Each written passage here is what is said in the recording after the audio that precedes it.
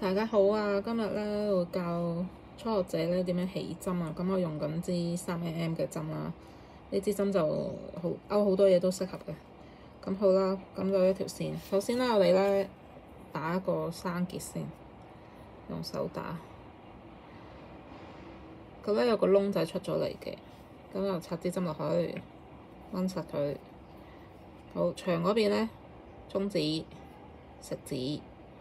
短嗰條咧就手指公同中指撳住，然之後咧係啦，咁就可以起得啦。1針、2針、3針、4針、5針、6針、7針，咁就你想有幾長嘅，咁就自己可以停咯。咁咧呈 V 字形嘅，大家可以望到個針形係一個 V 咧，就即係1針啦。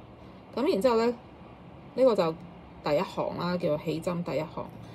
咁要再織咧，咁啊轉過嚟。咁如果你話短針織短針咁點咧？咁就第二個呢個叫針目開始入，咁就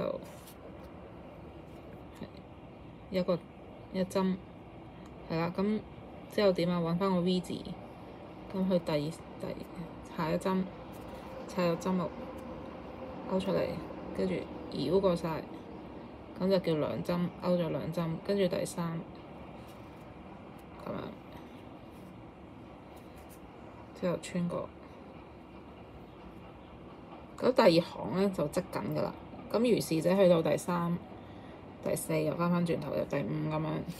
咁你就織你想要嘅闊度咯，就睇下織幾多行。咁今日咧嗰個線形嘅起針咧就解釋到呢度。